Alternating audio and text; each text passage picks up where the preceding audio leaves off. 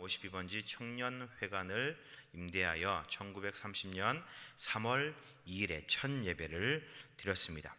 자, 송영교회 첫 시작은요 침례교회였습니다. 자, 왜 그러냐면 당시 설립자가 유진우 씨, 정삼선 씨라고 이렇게 되어 있는데, 그때 유진우 씨가 일본 동경 이 성서학원에서 졸업을 하게 됩니다. 그리고 인천으로 넘어오셔서 인천 내리교회에서 이 봉사를 하고 계셨습니다. 그런데 이제 막 신학교를 졸업하니까 마음에 뜨거운 열정과 그리고 불타는 그런 구령의 열정을 가지고 교회를 개척해야 되겠다라고 하는 마음을 품게 된 겁니다. 그러면서 기도하시면서 이 준비를 하던 중에 인천 전화국에서 근무하던 이 정삼선 씨를 만나게 됩니다. 그러면서 이 두 분이 함께 기도하고 의견을 모으고 또 이렇게 돈을 모으고 하셔서 당시 송현동 52번지 청년회관을 임대를 하게 되고 그곳에서 교회 개척을 하고 첫 예배를 드리기 시작했다라는 거죠. 그런데 이 유진우 씨가 이제 장로님이신데, 유진호 장로님께서 일본에 있을 때의 천신교회, 말하자면 침례교회입니다. 이 침례교회에서 아주 젊은 나이에 장로가 되십니다. 장로가 되세요. 그래서 일본에 있는 교회에서 봉사를 하시다가 이제 침례교회 장로가 되셔서 한국으로 넘어오셨으니까 교회를 개척하면서 본인이 장로로 이제 안수받았던 그 교단을 따라서 침례교회로 이렇게 해서 첫 예배로 첫 시작을 하게 된 것이지요. 자, 이분이 유진호 장로님이십니다. 맨 앞줄에 두 분 계시죠. 이 두 부부가 이제 유진호 장로님의 부부입니다. 1988년에 찍었던 그런 사진입니다. 이 두 분이 첫 시작, 이 유진호 장로님이 우리 교회를 이제 설립하고 개척하여서 첫 시작하게 되는 그런 놀라운 이제 첫 출발을 하게 된 것이지요.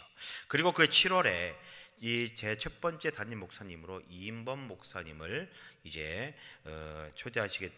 청빙을 하게 되고 초대 교육자로 부임하면서 설립 초기부터요 아주 놀라운 부흥과 놀라운 성장을 경험하게 됩니다. 그래서 계속 교사가 켜지고 또 재정적으로도 넉넉해지고 좀 여유가 생기게 되니까 당시 임대하여 쓰던 청년회관을요 이제 매입을 하게 됩니다. 그리고 그곳에 교회를 건축을 하게 됩니다. 그리고 31년, 자 1년 6개월 좀 지난 그 시점에 10월에 건평 60평의 아름다운 성전을 봉헌을 하게 됩니다. 근데 여기서 주목해야 될 게 뭐냐면요, 이 이인범 목사님 필두로 하여서 성현교회가 무엇을 시작하느냐, 교육 사업을 시작하게 됩니다. 교육 사업을 시작하게 돼요.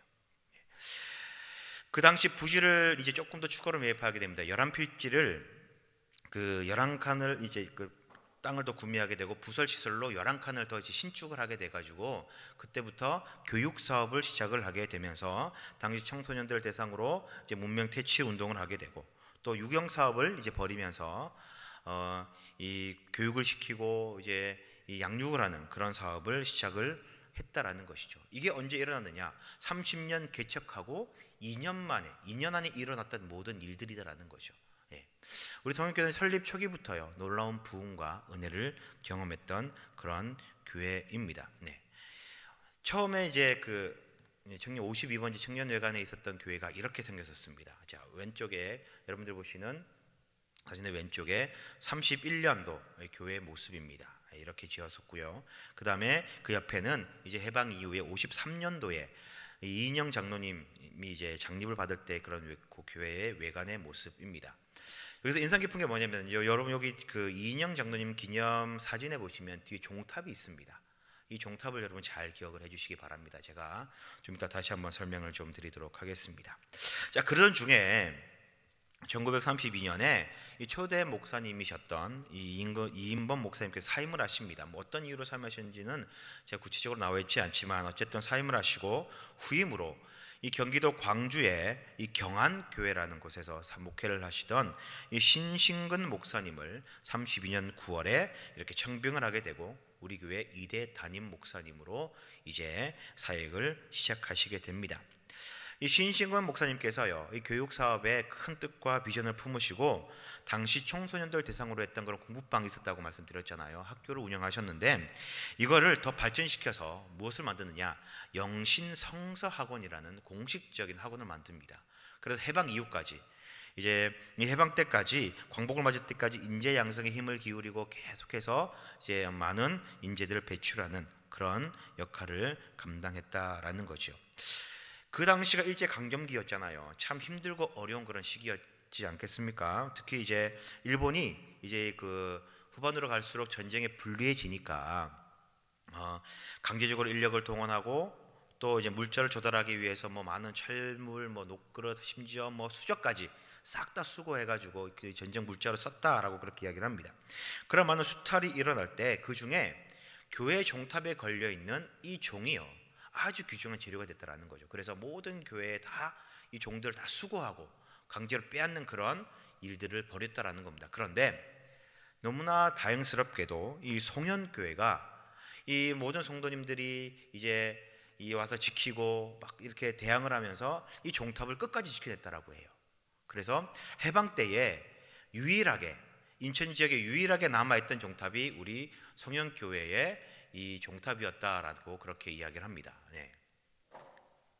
자, 그래서 이 해방됐을 때에 인천에 유일하게 울려 퍼졌던 이 종이 뭐냐면은 아까 보셨던 그 사진에 보셨던 그 종이 울리면서, 그때 이제 인천 제물표라고 했었거든요. 그 지역에 울려 퍼지는 놀라운 감격을 경험했다라고 합니다. 네. 인천 유일의 교회 종으로, 우리 교회 종으로 이 광복을 알리는 역사적인 순간이었습니다. 자, 그렇게 해방을 맞이하게 되었는데요. 굉장한 혼란과 어려움이 있었겠죠. 왜냐하면 이 당시 담임 목사님이셨던 신신근 이 목사님께서 병환을 앓고 계셨는데 1946년 12월에 이 별세를 하시게 됩니다. 병환으로요. 그러니까 해방은 됐고 이제 교회가 광복이 일어나서 이제 교회가 든든히 서가야 되는데 리더를 잃어버린 거지요. 네. 그리고 이 교단적으로나 아니면 이 우리나라 전체적으로 교회가 많은 혼란과 어려움 가운데 있었다라는 거죠. 강점기 때에 그렇게 이 핍박과 어려움 가운데 교회가 무너지고 교회가 이제 어려움을 당하는 그런 상황 가운데 제대로 갖춰져 있지 못한 교회들이 스스로 이제 재건을 하기 위하여 노력하고 교단도 재건하기 위해서 많은 힘을 기울일 때에 얼마나 큰 혼란과 어려움이 있었겠습니까? 네. 그때 영적 리더를 잃게 된 송현교회, 그리고 교단의 정체성마저도 잃어버리게 된 우리 교회였다라는 것이지요. 네.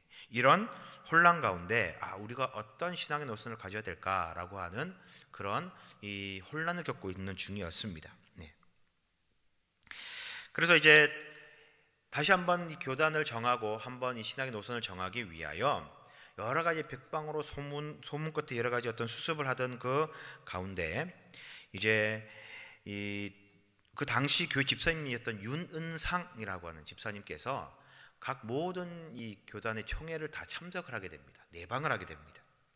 가셔서 이 교단의 총회를 방청하게 되고 뭐 장로교, 침례교, 감리교 다 방청을 하게 되면서 그러면 어떤 교단에 가입을 할까 방청을 해보니까 이 성결교회의 총회 가장 은혜롭게, 가장 이 말씀에 맞게 성경적으로 그렇게 운영을 하더라라는 그런 은혜를 받으셨던 거예요. 그래서 이런 보고를 가지고 교회에 돌아와서 교회에 이 성도님들과 함께 의논을 하게 되고, 그리고 이제 성도들과 합의하여서 당시 성결교회 총회장이셨던 박현명 목사님과 또 아영교회 담임이셨던 이 최성모 목사님과 협의해서 성결교단에 그때 가입을 하게 되었다라는 것입니다. 네.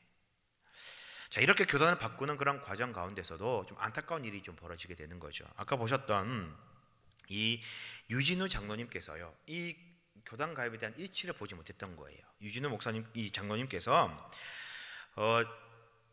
이 성결교단으로의 그 교단 가입에 대한 이 좀 반대 의견을 내셨다라는 겁니다. 그래서 그 반대하시던 몇몇 분들과 함께 이제 따로 교회를 개척을 하시게 돼요. 그 당시에 영락교회에서 인천에 이 교회를 개척하기 위하여 그렇게 준비를 하던 때였는데 그쪽과 연결이 닿아가지고 이 유진우 장로님께서 그 개척을 하게, 장로교회를 개척하게 되었는데 그게 지금의 제1장로교회였다라는 겁니다. 예. 유진우 장로님께서 개척을 한 교회가 바로 그 제1장로교회였습니다. 참, 이렇게 성결교회에 가입하게 된 우리 교회가 이제 담임 목사님이 안 계시잖아요. 그럼 이제 세 번째 담임 목사님을 모셔야 되는데 박명수 목사님을 이제 47년 1월에 청빙을 하게 됩니다. 이때 전도사님이셨는데 그해 4월에 목사 안수를 받으면서 이제 담임 목사로서의 이 본격적인 사역을 시작을 하게 됩니다. 그러다가 1948년 10월에 사임을 하시게 됩니다. 뭐 사임한 이유는 정확하게 모르겠는데 사임을 하시게 됩니다. 우리 박명수 목사님 밑에 우리 1층 가시면 사진 다 보실 수 있습니다. 박명수 목사님께서 이제 사역을 하시다가 장로교회로 넘어가셨던 것 같아요. 그 나중에 88년도에 한번 이 찾아가서 뵈서 이 방문했던 사진을 보니까 청량교회라고 이 장로교회 청량 장로교회에서 심무하시던 목사님을 만나고 반갑게 제외를 했다라고 그렇게 이야기를 합니다. 어쨌든 박명수 목사님께서 교회에서 이 3년 정도 열심히 사역을 하시다가 이제 48년 10월에 사임을 하시게 되고, 그리고 네 번째 담임 목사님이신 최익수 목사님께서 49년 3월에 부임을 하시게 되었습니다. 당시 경북 영주에서 사역을 하셨던 목사님을 총빙을 하여서 이제 교회 부흥의 열망을 가지고 이제 이 교회 기틀을 다져 나가기 시작하는데, 이때부터요 그 최익수 목사님께서 교회를 어떻게 구성하시냐면요, 교회 조직을 개편을 합니다. 구역을 15개의 구역으로 나누시고요. 지금으로 말하면 이제 여전도에 오늘 우리 교회로는 총여성 목장이죠. 신생부인회라고 하는 이 모임을 이 여 성도님들의 모임을 신설하게 됩니다. 그리고 찬양대도 조직을 하게 되면서 이제 교회 사역을 위한 본격적인 그런 준비에 이 돌입을 하게 됩니다. 당시 교세 한 250명 정도 되는 기준으로 15개 교회 구역 신생부인회 그 다음에 찬양대를 그렇게 만들었다라는 거죠. 이렇게 교회가 새롭게 구성을 하고 새로운 모습으로 이제 변화되면서 점점 힘을 받아서 열심을 다해서 부흥을 향해 달려가던 찰나에 이때 어떤 일이 벌어집니까? 6.25가 벌어지는 것이죠. 6.25가 발발하게 됩니다. 다시 한번 이 나라에 큰 위기가 처해지고 우리 교회에도 위기가 닥치게 되었습니다. 자, 공산당의 그 총칼 앞에서 많은 교회들이 문을 닫게 되고요. 그리고 많은 순교자들이 나오는 어려운 시기였었습니다. 우리 교단의 병천교회, 강경교회 모두가 이제 6.25 전쟁 그때 그 당시에 순교하였던 그런 교회들이었습니다. 그래서 이 최익수 목사님을 그 중심으로 안정적으로 성장하던 우리 성령교회는 이 6.25 발발을 함으로 말미암아서 큰 시련과 큰 어려움을 겪게 되고 또 큰 걱정에 빠지게 됩니다. 당장 6.25가 일어났을 때는 뭐 인천에 큰 영향이 없기 때문에 당장 피난을 가거나 그렇게 하진 않았지만 언제든지 피난 갈 준비를 하고 언제든지 이제 떠날 준비를 차비를 한 상태에서 그렇게 교인들이 나와서 예배드리고 교회를 지켰다라는 거죠. 그러던 중에 7월 2일에 1950년 7월 2일에 공산군이요 인천 시내를 이제 점점 점령해 들어오기 시작합니다. 그래서 우리 교인들 사이에서 얼마나 많은 혼란들이 있었습니다. 이제 어떤 분들은 피난을 떠나기도 하고 어떤 분은 그래도 삶의 터전인데 어떻게 버리고 가냐 인천에 남기도 하고 산에 숨어들기도 하고 집을 지키기도 하고, 그 중에 이 최익수 목사님께서는 어떻게 하시느냐, 목사님도 이 모든 가족을 데리고 피난을 떠나시게 됩니다. 그 피난을 쭉 가시다가 평택까지 내려가시게 되셨어요. 그런데 평택까지 내려가시던 중에 마음에 큰 찔림을 당하신 거예요. 아, 내가 목사가 교회를 버리고 피난을 간다라는 것이 너무나 마음이 안 좋았다라는 거죠. 그래서 가던 피난길을 이제 접고 다시 교회로 돌아오게 됩니다. 그래서 최익수 목사님과 그 가족들 그리고 몇몇 교회 성도님들이 교회를 지킵니다. 예배를 드리면서 교회를 계속 지키게 돼요. 그런데 어때요? 그 6.25 때 보시면 아시겠지만 그 군데군데마다 지역마다 이제 그 속된 말로 빨갱이라 그러죠. 지역 빨갱이. 북한에서 내려온 공산당 말고 그 지역에 있던 뭐 이렇게 토박이들이 젊은 사람들이 완장차고 막 핍박을 주고 고난을 주고 그랬던 사람들이 있잖아요. 그런 빨갱이들이 최익수 목사님을 계속 탄압하고 공격하고 뭐 교회를 넘겨라 그러면서 많은 고난을 이렇게 주는 거예요. 그런 고난과 어려움 가운데 최익수 목사님은 견디다 생명의 위협을 느끼고 견디다 못해 다시 가족들과 함께 피난을 떠나게 됩니다. 그리고 부산으로 내려가셔서 부산에서 군목으로 입대를 하게 됩니다. 그런데 그러면서 이제 다시 한번 또 담임 목사님이 이제 사라지게 된 거잖아요. 큰 혼란과 어려움이 있는 그 와중에 6.25가 전쟁이 일어났을 때에 그때 이제 연안성결교회 이 북한에 있는 연안성결교회에서 많은 성도님들이 이제 피난을 쭉 내려오신 거예요. 피난을 내려오면서 인천에 정착을 하면서 이제 성결교회를 찾아서 가다 보니까 송년교회가 있는 거예요. 그래서 연안교회 한 40명의 성도님들이 우리 송년교회에 들어오셔가지고 함께 예배를 드리면서 교회를 시켜나가기 시작합니다. 그때 함께 이제 예배를 오셨던 목사님이 한보순 목사님이십니다. 이 한보순 목사님이 교단적으로 또 굉장히 큰 일들을 많이 하시는데, 그때 연안성결교회에서 이제 피난와서 내려오셔서 성현교회를 돌보시고 함께 설교도 하시면서 그렇게 함께 신앙생활을 하기 시작합니다. 그래서 그 어려움과 위기 가운데서도 이제 든든하게 교회를 지켜나가며 신앙을 지켜나갔던 것이 바로 우리 교회였다라는 거죠. 그러던 중에 메가던 장군의 그 인천 상륙 작전이 이제 성공을 거두게 됩니다. 서울을 다시 탈환하게 되고, 교회가 다시 좀 안정되는 그런 찰나에 중공군이 개입하면서 이제 다시 남하하게 되고, 다시 한번 교인들은 또 불안에 떨다가 그 한보순 목사님이 충남 홍성으로 이제 피난을 또 내려가시게 돼요. 이제 교회는 이제 또 한번 영적 리더를 잃게 되는 그런 상황이었는데, 그때 평동교회를 담임하셨던 황경천 목사님께서 본인의 교회 평동교회와 또 성현교회를 이제 돌보시면서 양쪽으로 오가면서 설교도 하시고 돌보시면서 그 위기를 잘 이겨낼 수 있었다라는 거죠. 그래서 일사 후퇴 때 이제 후퇴를 하고 난 다음에 다시 교회로 돌아왔던 많은 우리 성도님들 계셨는데, 그때 교인들의 얘기를 들어보면 몇몇 우리 성도님들이 남아서 교회를 시켰는데, 이제 뭐 남궁옥순 집사님, 안성호 청년, 김길선 집사님, 강김 집사님, 이런 몇몇 분들이 끝까지 교회를 지키고 그곳에서 기도를 하면서 교회를 위하여, 나라를 위하여 지키고 계셨다라는 거죠.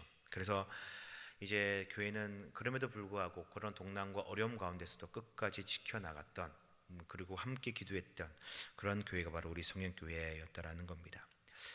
전쟁을 이렇게 겪으면서요, 교회가 얼마나 많은 시련을 당했겠습니까? 교회가 이제 전쟁통에 건물은 반이나 파괴되었고요, 절반 이상 파괴가 되었고, 또 피난에서 돌아온 성도님들은 또 개인의 삶을 또 복구하고 또 재건해야 되는 그런 어려움 가운데 교회도 돌보랴, 개인의 삶도 돌보랴, 많은 어려움과 고난 가운데 그렇게 이제 많은 고생들을 했다고 해요. 그러나 이제 열심을 다해서 몸된 교회를 수리하시고 또 함께 세워나가면서 신앙의 기틀을 다지면서 새로운 도약을 준비하는 그런 은혜의 시간이었다라고 그렇게 얘기를 합니다. 그러면서 1952년 1월 27일에 이 평동교회 담임 목사님이 되었던 그 황경창 목사님을 이제 그 위임 이렇게 치리 목사님으로 두고 이제 그 사무총회를 열게 됩니다. 그러면서 사무총회를 열면서 무엇을 결의하냐면은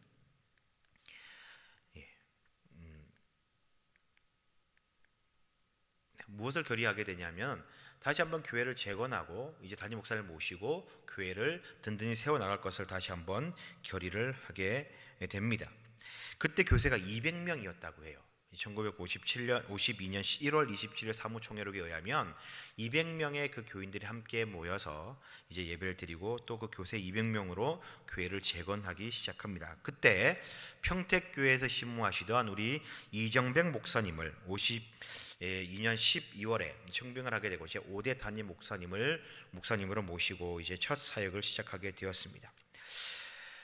이정명 목사님을 모시고요, 이렇게 이제 사역을 하던 중에 성현교회는 이제 이성봉 목사님을 강사로 모시고 부흥회를 개최하게 됩니다. 그러면서 큰 역사와 큰 은혜가 임하면서 이제 결단하면서 건축헌금을 드리기 시작해요. 건축을 이제 준비를 하게 됩니다.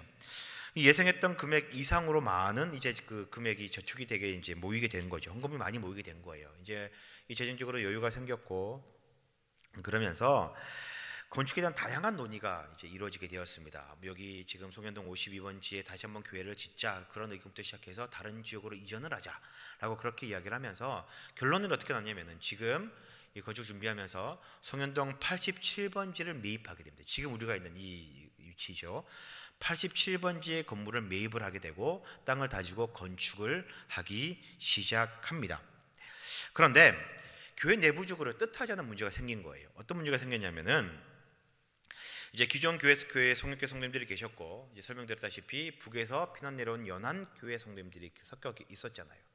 서로 이렇게 함께 신앙생활을 하였는데, 38선이 가로막혀서 이제 남쪽으로 내려왔던 모든 북한 분들이 북으로 올라가지 못하게 된 거예요. 그러니까 어떻게 됩니까? 연안교회가 이제 공중분해에서 사라지게 될 위기가 된 거죠. 그래서 성령교회 함께 예배드렸던 한 40여 명의 이 성도님들이 어떻게 결의를 하냐면은 이 연안성결교회를 인천으로 이전할 것을 결의를 하게 됩니다. 그러니까 우리의 소속은 성령교회가 아니라 연안교회였다라는 거죠. 그러면서 주변에 탐문을 해보니까 그때 금곡동 동사무소를 매입한다라는 소식을 접하게 되고 그 소식을 듣자마자 바로 가서 이 동사무소 매입을 하게 돼요. 그러면서 이 연안교회 출신의 40명이 되는 이 인원들이요, 교회를 이제 개척을 하여서 이전 예배를 드리면서 이전을 하게 됩니다. 그게 오늘날의 금곡성결교회가 됩니다. 금곡동에는 금곡성결교회로 이제 분립하여서 연안교회 이전을 해 버린 거죠. 한 40여 명 정도가 이렇게 빠져나가게 되었습니다. 자, 어려움 가운데 있고 또 건축을 이렇게 하려고 준비한 여러 가지 이제 이게 힘을 받아야 되는 그런 상황에서 이 연안교회 성도들이 나가니까 교회가 얼마나 힘이 많이 빠지겠습니까? 균이 쭉 빠지는 거죠. 그런 이 상황에서 다시 한번 힘을 내어 사명을 감당하고자 그해 11월에 이명직 목사님을 모시고 다시 한번 부흥회를 개최하고 건축에 활력을 얻고 다시 한번 힘을 내어서 건축을 준비하게 됩니다. 그렇게 기도하면서 건축을 준비하던 중에 하나님의 놀라운 역사를 경험하게 돼요. 무엇이냐면 1954년에 이 미 8군에서 6.25 전쟁 때 이제 다 파괴되었고 손실되었던 그런 건물들을 재건하고 보상해주는 그런 이 사업을 시작하게 됩니다. 그래서 이게 뭐냐면은 복구 대책위원회를 미 8군에서 만든 거예요. 그래서 각 시설마다 어떤 어려움이 있고 어떻게 이 문제가 생겼고 어떤 시설이 무너졌는지 다 조사해서 그것을 보존해주고 재건하는 그런 사업을 펼치게 되었는데 그 당시로 우리 이 성령교회가 이 위원회를 통해서 얼마를 지원받게 되냐면요, 미화 6,400달러를 지원받게 됩니다. 6,400달러. 오늘날 환율로 계산하면 약 750만 원 정도입니다. 얼마 안 돼 보이죠? 근데 몇 년 전이에요? 60년 전입니다. 70년 정도 전입니다. 이 750만 원, 어마어마한 돈이에요. 그러니까 교회 건축을 다 할 수 있을 만큼의 그런 큰 이 예산을 지원받게 되었다라는 거죠. 이게 예산으로 받은 게 아니라 자재로 지원 납품을 받게 됩니다. 그만큼 큰 이 많은 축복을 이제 받게 된 것이죠. 여기에다가 이 자재를 보급했던 보급처가 있었는데 이 미 항만 사령부에 이 통역관으로 계셨던 분이 계셔요. 이병우 씨가 계셨는데 이분이 이 성령교회의 이금주 권사님의 남편이셨습니다. 그래서 이 이병우 씨의 도움으로 모든 차량과 중장비, 모든 어떤 이 여러 가지 인프라들을 다 제공받게 된 거예요. 그러면서 재건이 더 빨리 이 성령교회 건축이 아주 빠르게 진전되게 되었습니다. 그래서 87번지 대지 270평에 공사를 시작해서요, 몇 개월 만에 공사가 이루어지느냐? 6개월 만에 공사가 끝나게 됩니다. 6개월 만에 건평 200평, 시멘트 벽돌로 2층, 근데 종탑까지 해서 총 5층 높이의 아주 웅장한 교회를 완공을 하게 됩니다. 건축을 하는 그런 모습입니다. 이런 웅장한 그런 교회를 건축을 하고 완공을 하게 되었습니다. 그렇게 교회는 안정적으로 성장하고 부흥을 계속 경험하던 중에 이정백 목사님께서요, 부산의 수정동 교회로 이제 부임을 하시게 되면서 1958년 9월에 제 6번째 담임 목사님이신 황성주 목사님께서 9월에 부임을 하시게 됩니다. 자, 황성주 목사님께서 부임을 하시면서요, 이때부터요 이제 목회의 방향을 제시하시면서 성도님들의 그때 목회 방향과 교회 방향을 제시하시면서 그 방향성을 가지고 교회가 운영되기 시작합니다. 이 황성주 목사님께서 제시하셨던 4가지의 목회 방향이 있습니다. 첫 번째는 전교인 기도하여 하나님의 도우심을 받아서 발전하는 교회로 만들자라는 것이고, 두 번째는 성경 읽고 배워서 말씀대로 생활하여 본을 보이며 전도하는 교회가 되자라는 것이고, 세 번째는 예수님의 사랑을 품고 모여서 친교하며 화평의 복음의 열매를 맺는 교회가 되자라는 것이며, 그리고 우리들은 값없이 은혜와 사랑을 받았으니 주는 교회, 베푸는 교회가 되자라고 하는 이 4가지의 모토를 가지고 이제 교회를 운영해 나가시기 시작합니다. 사실 교회를 건축했지만요, 성도님들의 생활을 얼마나 빡빡하겠습니까? 너무 힘들고 지친 상황이었잖아요. 6.25 동란 이후에 이 교회도 이제 건축해야 되고, 개인의 삶도 이제 잘 안정적으로 해 나가야 되고, 그런 많은 어려움 가운데 성도님들 지치고 지칠 대로 영적으로 육적으로 그렇게 지쳐 있는 그런 상황에 이 성전이 아름답게 건축되어서 참 기쁘고 즐겁고 감개무량하지만 지치고 힘든 건 분명한 사실이거든요. 그래서 이 황성주 목사님께서 이 네 가지 목회 방침을 제시하면서 성도들의 영적 회복, 성장을 위해 함께 기도하고 목회에 전념하게 되었습니다. 그러면서 교회 분위기가 이제 반전되는 거죠. 날로 새로워지고 활기를 띠게 되고 교회는 부흥을 경험하게 됩니다. 이 늘어난 성도를 수용해야 되는데 이 수용할 수가 없는 거예요. 그리고 어떻게 할까? 그래서 여러 가지 이 안들을 막 가지고 그렇게 이야기를 하게 함께 그 논의를 하게 됩니다. 그러면서 교회의 확장이 필요하다고 판단을 하여서 그 교회 앞에 대지를 매입하고 교회 앞에 길을 내는 것을 이제 이 시청이 허락을 받게 됩니다. 그래서 동네 주민들의 동의를 구하고 함께 성도님들 함께 길을 내고 이제 교회를 확장하고 운동장을 넓히고 담을 쌓고 지금 우리 교회의 외관의 벽의 모습을 갖추게 되었다라는 것이지요. 네. 그러던 중에 성결교회 큰 어려움을 경험하게 됩니다. 네. 교단이 분열되게 된 것이지요. 성결교단이 기독교 대한 성결교회와 예수교 대한 성결교회 두 가지로 분열되게 됩니다. NCC, NAE 가입에 관련된 그런 내용인데 이제 성결교회사 시간에 함께 다루었던 부분이기 때문에 구체적으로 다루진 않겠고요. 궁금하시면 지난 세미나 자료를 찾아보시면 될 것 같습니다. 결국 예성과 기성과 이 두 교단으로 나눠지면서 이 성결교회가 분열을 일어나게 되었지만 이 6대 목사님이셨던 황성주 목사님께서 아주 중요한 역할을 감당하시게 돼요. 그러면서 이 황성주 목사님의 그 중요한 역할로 말미암아 교회가 통합을 이루기도 하고 또 다시 분열되기도 하고 여러 가지 그런 어떤 과정들을 겪게 됩니다. 그래서 황성주 목사님께서는 예성의 총회장을 하시기도 하고 또 기성의 총회장도 하시게 되는 양대 교회의 총회장을 하신 그런 목사님이십니다. 그래서 교단의 발전과 미래를 위하여 크게 헌신하셨던 감당하셨던 그런 목사님이셨습니다. 그런 이런 교단의 분열 가운데서도 우리 교회는 계속해서 성장을 합니다. 이 교회가 계속 성장을 하는데 어떻게 성장했는지 잠깐 좀 설명을 좀 드리도록 할게요. 이 감이 잘 안 오시니까 1952년에 107명이었습니다. 그런데 1953년에 130명이 됩니다. 그리고 1954년에 126명이 돼요. 1955년에 149명이 되고요. 1956년에 161명이 됩니다. 그리고 1957년에 176명이 됩니다.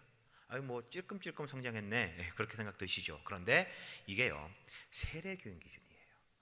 자, 이게 왜 중요한 거냐면요, 그때 당시 세례교인은 교회 학교 어린이들, 아이들은 이제 개수하지도 않았고 구도인 아니면 이렇게 학습인 이런 이 분류들은 다 제외한 순수한 이 세례 교인들이었다라는 거죠. 그 당시 그 한국 교회사를 보면은 1950년대 60년대에 세례 교인은 이 새 가족이 등록을 하거나 새로운 교인들이 오면은 100명이 오면은 두세 명이 이 세례를 받을까 말까 했다라고 해요. 그러니까 이 52년부터 53년까지는 23명, 그 다음에는 54년에 보면 좀 줄었죠. 왜냐하면 연안교회 40여 명이 빠져나갔으니까. 쑥 빠져나가면서 인원이 세례교인 인원이 준 거예요. 그럼에도 불구하고 대동소이하다라고 하는 것은 그만큼의 인원이 채워졌다라는 그런 세례교인이 채워졌다라는 그런 말이지 않습니까? 세례교인이 이만큼 계속해서 성장했다라고 하는 것은요, 그 이면에 세례받지 않았던 일반 우리 성도님들, 비세례 교인들은 이제 이 2배수, 3배수 이상의 더 많은 교인들이 있었다라는 그런 이야기입니다. 그러니까 계속적으로 교회는 부흥하고 성장하고 발전했다라는 것을 알 수가 있습니다. 이제 이렇게 60년대로 넘어가는 그런 상황에서 교회가요 급격하게 성장합니다. 폭발적인 성장을 이렇게 경험하게 돼요. 그래서 이제 계속해서 이 교회를 이 성도 불어나니까 멀리 있는 교인들이 오기가 너무 버거운 거예요. 그래서 교회를 개척해달라고 직접 요구를 합니다. 그래서 청광교회를 개척하게 되고 또 이 동산교회를 그렇게 개척을 하게 됩니다. 지금의 우리 교회의 지교회 같은 개념으로 이렇게 청광교회와 동산교회를 개척하게 되었던 거지요. 이렇게 성도님들 지교회로 가고 이렇게 나눠짐에도 불구하고 하나님께서는 계속해서 성령교회 성도를 보내주시는 거예요. 계속해서 부흥을 경험하게 됩니다. 그래서 이 인원이 교회가 감당이 안 되는 거예요. 많은 몰려든 이 인원들을. 그래서 어떻게 할까 고민을 하다가 교회를 증축하기 위해서 증축 기성회를 조직하게 됩니다. 그러면서 교회를 어떻게 할 것인가 많은 논의를 벌이게 되는데, 이 증축위원회에서 모여가지고 함께 논의를 해보니까 지금 이대로의 추세라면 증축을 해봐야 또 한 1, 2년 뒤에 또 늘려야 된다라는 그런 결론이 나온 거예요. 그러면 어떻게 해야 될까? 결론을 짓는 게, 그러면 다시 교회를 허물고 짓자, 재건축을 하자라고 하는 그런 의견으로 모아지게 됩니다. 그래서 계획을 수립하게 되는데, 제1차 교회 발전 5개년 계획을 이제 1960년에 수립을 하게 됩니다. 5년 안에 교회를 건축하겠다라는 거죠. 첫 번째 이 교회 발전 계획은 교회 건축이었습니다. 그래서 기존에 있던 이 교회 증축위원회를 해산하고 건축위원회를 다시 조직을 하게 됩니다. 그래서 이런 계획 가운데 이 황성주 목사님께서요, 이제 교회 이 재건축을 준비를 하면서 교회 이 건축을 위해서 기도하면서 산에 올라가셔서 입산하셔서 기도를 하기 시작해요. 그런데 이 황성주 목사님께서 기도를 하시던 중에요, 이 교회에 대한 응답을 받게 됩니다. 응답을 받게 돼요. 어떤 응답을 받게 되느냐? 구체적으로 이제 하나님께서 설교에 이 교회의 도면을 이렇게 보여주시면서 몇 층 높이, 5층 높이로 하고 교회 총탑까지 이 교회 정탑까지 7층 높이의 그런 건물을 짓고 빨간 벽돌로 짓고 1층에는 뭐 당회실을 놓고 뭐 이 사무실을 놓고 기도구를 만들고 이런 구체적인 이 교회의 모습을 환상으로 보여주시고 그 응답을 받아서 내려오신 거예요. 네. 그러니까 여러분, 지금 우리가 지금 이제 코로나 때문에 예배를 못 드리지만 예배드리는 우리 성령교회 본당 이 건물은요, 하나님이 직접 설계하시고 직접 디자인하셨던 그런 교회라고 보셔도 좋을 것 같습니다. 이 응답을 받고 내려오셔서 교회를 건축하기 시작해서 1974년 4월 5일에 성전 봉헌식을 거행을 하게 됩니다. 그때 교세가 총 1263명이었습니다. 그러니까 1957년부터 쭉 이제 그 인원에 대한 계수를 하지 않았는데, 이만큼 세례교인이 464명이고 구도원이 340명, 그리고 교회 학교가 453명 하여서 총 1263명이 대형 교회로서의 이제 모습으로 갖춰지게 된 것이지요. 예. 교회 건축을 이렇게 했습니다. 처음에 했던 그 교회를 때려 부숩니다. 일일이 다 우리 성도님들 손으로 다 때려 부수겠다라고 해요. 그러면서 이제 허물기도 하고요. 이제 황성주 목사님이 털을 잡고 이제 여기 양복 입으신 분이 황성주 목사님이십니다. 그러면서 교회를 이제 올리기 시작합니다. 이렇게 하나씩 하나씩 올리면서 교회의 모습을 갖추어 나가기 시작하면서 이제 우리가 지금 보는 기본적인 모습, 우리 교회의 기본적인 모습을 갖추게 되었다라는 것이요. 예. 정말 놀라운 부흥과 놀라운 일들이 우리 교회에 일어났다라는 겁니다. 자, 이렇게 제1차 5개년 교회 발전 계획이 성전을 건축하는 것에 초점이 맞춰져 있었다면, 이제 두 번째 2차 5개년 이 계획을 가지게 되는데 주제를 정하였습니다. 알찬 성장과 선교라고 하는 이 주제를 정해놓고 목표로 정해놓고 지교회를 설립하는 것에 박차를 가하게 됩니다. 그래서 이 계획 아래 1978년도에 보면은 작년 이 120명, 1200명, 그리고 추석 1200명과 이제 105명의 이 전도의 열매를 맺게 되는 그런 놀라운 이제 이 열매도 맺게 되었다라는 거죠. 그렇게 1979년에 이제 황성주 목사님께서 22년의 성역을 이제 마무리하시면서 이 성령교회 이렇게 하나님께서 기름 부으시는 이 교회를 어떤 분에게 이제 후임으로 이렇게 할까라고 하는 많은 고민과 기도 끝에 이제 이리 삼광교회에서 11년 동안 이제 목회를 하셨던 장자천 목사님을 1979년 6월에 청빙을 하게 되고 제 7대 담임 목사님으로 모시게 되었습니다. 그래서 이 장자천 목사님은 79년 6월 4일 첫 부임을 하시면서 전 교인 대신방을 시작하면서 첫 사역을 시작하시게 되었습니다. 이 장자천 목사님께서 부임하시면서요, 이 세 가지의 목회 방향을 제시하셨습니다. 어떤 목회 방향을 제시하셨느냐? 첫 번째는요, 교육하는 교회가 되어야 된다는 거예요. 계속해서 말씀으로 성경을 교육하는 교회. 두 번째는 선교하는 교회가 되어야 된다. 선교하는 교회가 되어야 된다. 그리고 세 번째, 봉사하는 교회가 되자라고 하는 세 가지 목회 방향을 정하시고, 그러면 우리가 실천상으로 성도님들이 어떤 실천을 가지고 어떤 이 삶을 살아야 될 것인가라고 해서 생활의 목표까지도 우리 성도들에게 제시하시게 됩니다. 첫 번째는 가정마다 가정 예배를 드려라. 그리고 온전한 11조를 드리고 말씀을 읽고 기도하고 전도하는 이 일에 이 생활 목표를 삼고 매진을 해야 된다라는 거죠. 여러분, 어떻게 보면은 오늘날 생각해 보면 이게 당연한 거잖아요, 그죠? 당연히 예배 드려야지, 당연히 온전한 11조 드려야지, 당연히 말씀 읽고 기도하고 전도해야지. 그런데 그 당시 시대 상황을 생각을 한다면 가정마다 가정 예배 드리는 게 쉽지가 않습니다. 쉽지가 않습니다. 새마을 운동도 벌어지고 많은 어떤 이 노동에 대한 그런 가치가 존중되는 그 시대에 아침 일찍 일어나서 밤 늦게까지 일했던 것이 우리 아버지들의 모습이잖아요. 그런 이 가정에 가정 일찍 잠자기 전에 가정 예배 드리십시오라고 하는 것이 힘든 그런 일이었다라는 거예요. 온전한 11조, 이제 이 물질적으로 이제 여러 가지 힘들고 어려운 상황에서 10조를 온전하게 드리라라고 하는 것이요, 굉장히 큰 부담이었다라는 겁니다. 말씀을 읽고 기도하고 전도하는 것, 이것도 만만치 않은 그런 일들이었지만, 그러나 이것이 본질이고 기본임을 아시기에 장교천 목사님은 이 세 가지 생활 목표를 제시하시면서 그렇게 이 신앙의 그 기조 아래 더욱더 기도하면서 열심을 다하여 전도하면서 놀라운 부흥을 경험하게 됩니다. 그러면서 교회가 부흥하면서요, 구역이 확장하게 됩니다. 이 구역이 확장되는 것을 보면 우리 교회가 얼마나 큰 부흥을 일으켰는지를 알 수가 있습니다. 자, 보시면요, 교회가 이렇게 확장을 하게 돼요. 처음에 100개 구역이었는데요, 나중에 155개 구역이 됩니다. 그러면서 이 목사님의 어떤 헌신과 열심을 다한 전도의 노력으로 270개의 구역으로 확장을 하게 됩니다. 교회 재직도요, 1980년대 교회 재직이 이 314명이었는데 84년에 765명으로 늘어나게 돼요. 그리고 인원이 늘어나니까 교회가 증축이 필요하다라고 해서 교회 주택을 점점 매입을 하면서 이 주변 지역을 이제 하나씩 이 주택들을 사들이게 됩니다. 80년대 90년대 들어도 계속해서 교회는 성장하게 되고 이제 지역 사회를 이끌어가는 사명을 감당하게 되죠. 그래서 증축을 하게 되는데, 자, 왼쪽에 있는 사진이 증축하기 전의 모습이고요, 오른쪽의 모습이 증축된 사진입니다. 보시면 뭐 어떤 차이가 있습니까? 지금 여기 찬양대석이 증축되게 되고요, 그리고 이 집들을 다 사들여서 주차장을 만들고 사무실을 만드는 그런 이제 이 증축 사업을 벌리게 되었다라는 거지요. 네. 그래서 이 지역 사회에 많은 봉사를 하고 많은 어떤 이 사역들을 감당하면서 이 변화를 이끌어내고 새로운 이 교회, 이 지역을 만들어 나가는 그런 중추적 역할을 감당했던 것이 바로 우리 송년교회였다라는 것입니다.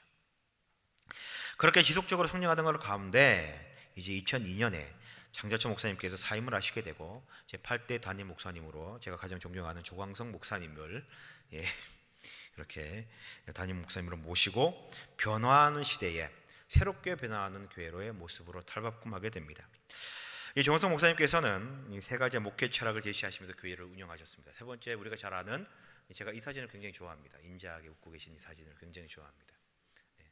평소에도 늘 이렇게 웃으시거든요. 네. 자, 목사님께서는 세 가지의 목회 방향을 제시하십니다. 첫 번째는 우리가 잘 알고 있는 모토잖아요. 거룩한 도시를 세우는 교회, 불멸의 복음을 비추는 교회, 꿈나무 세대를 키우는 교회. 이 위 세 가지의 목회 철학을 가지고요, 영적 전쟁을 선포합니다. 그래서 제가 뭐 영적 전쟁을 할 때는 우리 교회에 있지 않았지만 영적 전쟁을 선포하면서 지역의 악한 영들을 대적하고요, 많은 이 거룩한 도시를 만들기 위한 그런 작업을 지금도 계속 진행을 하면서 이런 기도와 영적 전쟁으로 말미암아서 지역에 있던 무속인들이 다 사라지게 되는 그런 놀라운 열매도 맺게 되고 영적으로 깨끗한 그런 지역으로 변화가 되고 있다라는 것이요. 이 또한 복음을 비추는 그런 교회가 되기 위해서 다양한 전도 방법을 제시합니다. 자, 이 관계 전도 전략을 이제 맺기 시작합니다. 이 전략으로 삼기 시작합니다. 그때는 가서 복음을 직접적으로 전하고, 물론 노방 전도도 하고 직접적으로 전하는 이런 전도도 물론 계속 진행을 하였지만, 이제는 목회 이 시대적 패러다임이 바뀜으로 말미암아 관계 전도 전략으로 이제 우리 교회가 전도 전략을 좀 수정해 나가기 시작합니다. 그래서 VIP 전도, 지금도 우리가 하고 있잖아요. 그런 이 VIP 전도 전략을 가지고 이 불특정 다수에게 일방적으로 전하는 그런 전도 방식이 아니라 내 주변에 그런 이 관계자들, 관계 있는 사람들, 이 관계 전도로 말미암아 복음을 전하는 새로운 이 전도의 전략을 제시하게 됩니다.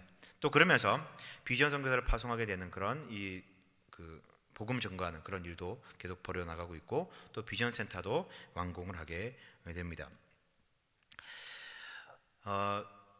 이 8대 이 조광석 목사님을 모시고 했던 가장 의미 있는 사역 중에 하나가 무엇인가라고 생각해 보면, 우리 교회가 100주년을 준비하면서 이제 비전을 선포했다라는 겁니다. 미래를 준비하는 우리 교회가 새로운 이 패러다임과 새로운 이 변화되는 이 시기에 우리 교회가 나아가야 될 방향을 이제 아주 명확하게 일목요연에 정리해서 그 비전을 갖고 명확하게 나아간다라고 하는 이 교회 100주년 비전을 선포했다라는 것이 가장 큰 것이 아닐까라는 그런 생각을 하게 됩니다.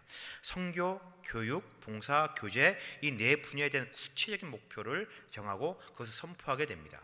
간략하게 살펴보면 이거예요. 선교 분야에는요 100만 비전입니다. 이 100만 명이 아니라 100만이에요. 100명의 선교사, 10,000명의 평신도 사역자에서 100만, 그리고 매년 한 개의 교회 개척을 한다라고 하는 비전교회를 개척한다라고 하는 이 선교 분야의 그런 이 비전과, 그리고 교육 분야에서는 기독교 세계관을 가진 학교를 설립하여서 기독교 인재를 양성하고 크리스천 국제학교를 설립한다라고 하는 그런 교육 분야의 어떤 비전도 목표도 제시하시고, 또 봉사 분야에 있어서는요 복지타운을 건립하는 거, 이 지역을 변화시키는 연령대별로 이 복지, 실버 복지 아니면 어린이집, 청소년 문화센터 등등 그런 복지기관을 연령대별에 맞는 것을 설립을 하고, 그거로 말미암아 성도들의 일자리도 창출되고 또 지역 사회를 변화시키는 그런 놀라운 사명을 감당하고자 하는 그런 목표도 제시하게 됩니다. 또 교제 분야에서는 비전 센터를 건립하여서 꿈나무 세대의 교육 공간도 확보하게 되고, 또 성도 간의 교제의 장소도 제공하게 되는 이런 네 가지 비전을 이제 100주년 비전으로 선포하게 되죠. 물론 진행 중인 이 비전들도 있고 이미 우리가 성취되었던 그런 비전도 있습니다. 우리 이 100명의 선교사 같은 경우에는 벌써 조기 달성했잖아요. 그래서 새로운 비전을 가지고 다시 한번 이제 진행해 나가고 있는 그런 중입니다. 다시 말하면 우리 교회 역사가 계속해서 아직도 쓰여지고 있다라는 그런 것이지요. 비전센터를 이렇게 지었습니다. 우리 현재 비전센터의 건물이 원래는 주차장이었잖아요. 이 주차장인 것을 다 때려 부수고 이제 기공 예배를 드리고 비전센터 기공 예식을 드리면서 이제 건축을 하게 되어서 현재의 비전센터의 모습을 갖추게 되었다라는 것입니다. 자, 제가 마지막으로 요거를 좀 준비했습니다. 우리 교회가 개척한 교회가요, 얼마나 많은 교회를 개척했을까를 쭉 이제 우리 교회 홈페이지에 나오는 연역을 중심으로 쭉 개척을 했는데요. 여러분 놀라지 마십시오. 자, 어떻게 개척했냐? 1936년부터 교회를 개척하게 됩니다. 금곡교회, 36년 유동교회, 47년 도원교회. 제가 시간이 없는 관계로 빨리빨리 보여드릴게요. 75년까지요 이만큼의 많은 교회를 개척을 하게 됩니다. 설립을 하게 됩니다. 75년까지만 그래요. 자, 77년부터 또 선두교회를 시작으로 하여서 남북교회, 양문교회, 인도에 이제 인도 마다라스에 2개의 해외 교회를 개척하게 되고요. 대곡교회, 덕적 능동교회, 미주의 성령성결교회, 연수성령교회, 인도 텔루구라 오빨렘 교회, 인도의 교회도 세우고 네팔 감착교회, 말레쿠교회. 2005년 4년에 또 중국의 갈릴리 선교교회, 남아공의 메이빌 교회, 남아공 교회, 멕시코 충격교회, 미얀마의 미야빨레 교회, 샤트레테이트 선교센터, 베트남 동팍교회, 과테말라 에베네셀 교회. 11년도에 방글라데시 선교센터를 건축하게 되고요. 전국 은혜교회를 설립하게 되고, 인도 수르키 부메교회와 이제 작년에 지나스푸르키 부메교회까지 총 몇 개를 개척했느냐? 국내 20개 교회와 해외 17개 교회를 개척하게 되었습니다. 여러분 놀랍지 않으십니까? 우리 교회 90년 됐잖아요. 그리고 90년 중에 한 5년은 일제강점기여서 어떤 외부 활동 전혀 할 수 없는 그런 상황이었고, 6.25 동란의 3, 4년을 제외하면은 우리 교회가 약 70, 1, 2년 정도의 그런 본격적인 활동의 시기를 갖고 있는데 총 37개의 교회를 개척했습니다. 2년에 한 번씩 거의 교회를 개척한 거예요. 놀랍지 않습니까? 제가 우리 교회 역사를 쭉 준비하면서요, 그래서 이렇게 결론을 한번 내봤습니다. 우리 교회의 역사는 이런 거구나. 제 나름대로 결론을 내보면요, 성현교회 역사는요, 첫 번째는요, 문이 닫힌 적이 없는 교회다라는 겁니다. 자, 여러분 제가 계속해서 30년 이 교회 첫 설립부터 이제 오늘날까지 쭉 역사를 쭉 설명을 드리면서, 물론 이제 과거 역사를 중심으로 말씀을 드렸지만, 우리 교회는 일제 강점기 때도요, 그리고 6.25 동란 때도요, 문이 닫힌 적이 없습니다. 이게 중요합니다. 항상 열려 있었고, 누구나 와서 함께 예배할 수 있던 교회가 바로 우리 송년교회였다라는 겁니다. 두 번째는요, 항상 성장하는 교회였었습니다. 여러분, 제가 우리 교회 교세도 이제 보여드렸고 계속해서 말씀을 드리는데, 역사를 쭉 보시면 아시겠지만 교회는요 계속 성장합니다. 지속적으로 성장을 하게 돼요. 많은 시련과 어려움이 있었지만 그 어려움을 극복하면서 지속적으로 성장해 나가는, 그때마다 영적 도약을 경험하게 되고 새로운 놀라운 이 하나님의 은혜를 경험하게 되는, 부흥하고 성장하는 교회가 바로 우리 교회였다라는 거예요. 그리고 세 번째는 뭐냐? 여러분, 마지막에 제가 교회를 쭉 보여드렸잖아요. 우리가 교회가 개척했던 교회들, 언제나 전파하는 교회였었습니다. 기회될 때마다 교회를 개척하였고 필요할 때마다 교회를 계속 개척했다라는 거죠. 인천의 주요한 성결교회가 대부분 다 우리 송년교회를 중심으로 개척되었다라는 거 여러분 잊지 마시기 바랍니다. 또한 세계의 많은 선교사들을 파송하면서 놀라운 이 사명들을 감당하고 있다라는 거죠. 복음을 늘 전하는 교회가 바로 우리 교회다라는 겁니다. 저는 감히요 이 세 가지를요 우리 교회 정통이다라고 그렇게 말씀드리고 싶습니다. 문이 닫혀 있지 않는 교회, 항상 성장하는 교회, 그리고 항상 전파하는 교회가 바로 우리 교회다라는 거죠. 그러면 자, 여기까지는 과거지 않습니까? 우리가 그러면 앞으로 어떻게 나가야 될 것인가가 중요하다라는 거죠. 여러분, 우리가 역사를 알아야 되는 이유가 무엇이냐? 역사는요 오늘은 어제의 모습, 어제 살았던 나의 모습이 오늘이잖아요. 어제의 결과가 오늘이지 않습니까? 그러면 내일의 결과는 오늘 우리가 어떻게 사느냐라는 겁니다. 그렇다면 우리가 과거를 알아보고 역사를 알아봤다면 앞으로 우리가 어떤 방향으로 나아가야 될 것인가도 여러분들이 우리가 생각을 하고 함께 살펴보아야 된다는 겁니다. 그렇다면 앞으로 우리 성교는 어떻게 나아가야 될 것인가? 문이 닫힌 적이 없는 교회, 그렇다면 우리는 문턱이 낮은 교회가 되어야 된다라는 것을 말씀드리고 싶습니다. 이거는요 대문만 의미하는 것이 아닙니다. 모든 사람들이 들어올 수 있는 교회, 구별된 사람들 우리만 들어와, 왜 우리 교인도 아닌데 왜 들어와, 이게 아니다라는 거예요. 네. 누구나 편하게 들어와서 마음에 쉼을 얻고 평안함을 얻고 문턱이 낮아서 누구나 들어와서 기도할 수 있는 그런 교회가 우리의 모습이 되어야 되지 않느냐라는 겁니다. 네. 저는요 목사님께서 이제 예전에 그런 말씀을 했던 적이 있었습니다. 우리가 교회 전도를 하면은 왜 맨날 노숙자들이 오고 힘든 사람들이 오고 그런 사람들이 올까? 그런 말씀하시면서 목사님께서 그런 말씀하셨어요. 우리 교회가 아니면 그 사람들 누가 받아주냐? 저는요 우리 교회의 모습이 바로 그런 모습이 되어야 된다고 생각합니다. 문이 닫히지 있지 않는 교회, 누구나 열려있는 그런 교회, 누구에게나 열려있고 누구나 들어올 수 있는 그런 교회, 지역사회에 편안함을 주고 지역사회에 열려있는, 활짝 열려있는 그런 교회, 이게 바로 우리 교회의 모습이 되어야 된다는 거죠. 우리 교회는 항상 성장하는 그런 교회였었습니다. 그렇다면 이제 우리 교회는 이제 성장을 넘어서 성숙으로 나아가는 교회가 되어야 된다는 거죠.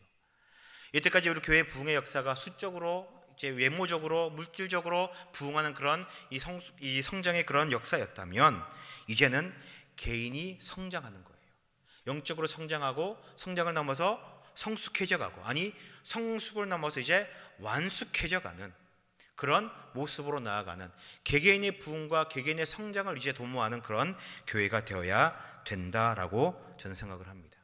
또한 언제나 전파하는 교회가 바로 우리 교회였다라는 거죠. 그렇다면 이제는 물론 직접 전도도 계속 해야 되지만 우리의 모습을 통해서 삶으로 예수를 전하는 그런 교회가 되어야 된다라는 거죠. 바로 저와 여러분들이 개개인이 교회가 되어야 된다라는 겁니다. 우리가 교회로서 그리스도인의 이 그리스도인으로서 우리의 삶을 통해 복음이 전해져야 된다는 것이지요. 송년교회 성도를 통해 복음이 계속해서 전파되는 것, 우리의 삶이 바로 예수님의 증거가 되어야 된다라는 것입니다. 자, 여러분, 송년교회 90주년을 맞이해서요 과거에 임하셨던 하나님의 축복과 은혜가 오늘 90년을 넘어서 주님 오실 그날까지요 날마다 부흥하고 성장하는 우리 교회가 되기를 간절히 소망합니다. 그러면 우리가 과거를 보면서, 교회 역사를 보면서 이제 앞으로와 미래를 준비하는 우리 모두가 되기를 간절히 소망합니다. 우리 교회는 이런 길을 걸어왔습니다. 그리고 그 역사를 우리가 함께 써내려가는 우리 성도의 모든 성도들 되시기를 간절히 소망합니다. 기도하겠습니다.